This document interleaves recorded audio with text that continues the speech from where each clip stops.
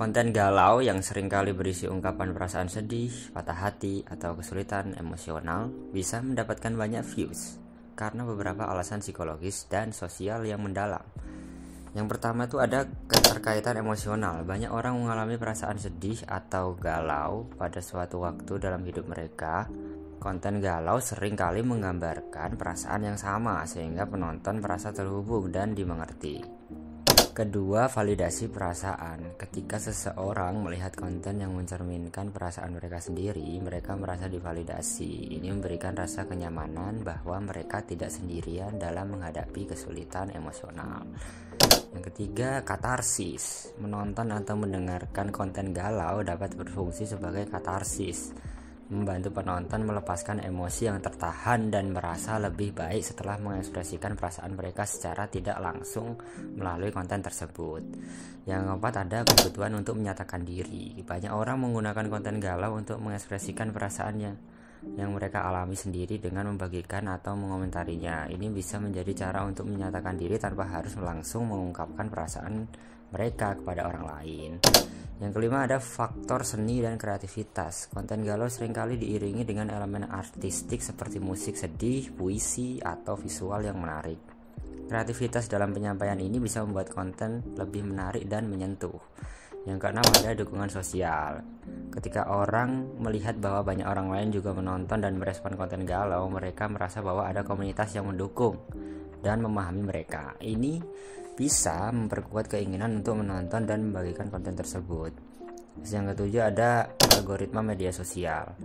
Platform media sosial seringkali mempromosikan konten yang mendapatkan banyak interaksi. Konten galau yang mendapatkan banyak likes, komentar, dan shares akan lebih sering muncul di feed pengguna lain, meningkatkan visibilitasnya. Yang kedelapan itu ada curiosity, rasa ingin tahu. Ada rasa ingin tahu alami tentang perasaan dan pengalaman orang lain. Konten galau itu bisa menarik perhatian karena orang ingin tahu cerita atau perasaan di balik konten tersebut. Terus yang selanjutnya, yang ke-9 itu ada resonansi dengan musik dan lirik. Banyak konten galau yang menggunakan musik atau lirik yang menyentuh hati. Musik memiliki kekuatan untuk menggerakkan emosi dan membuat orang merasa lebih terhubung dengan konten. Lalu yang terakhir, ada perasaan melankolis sebagai bagian dari pengalaman manusia. Sedih atau galau adalah bagian dari pengalaman manusia yang universal.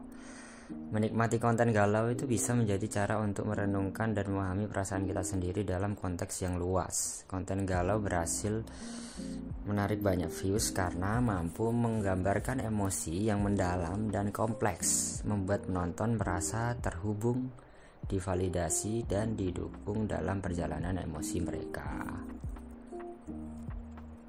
Ya, jadi itulah kenapa konten yang berisikan video-video seperti ada musik-musik yang kesannya kayak galau gitu ya, ungkapan perasaan sedih, patah hati, kesulitan emosional, itu bisa mendapat banyak views karena beberapa alasan psikologis dan sosial tersebut.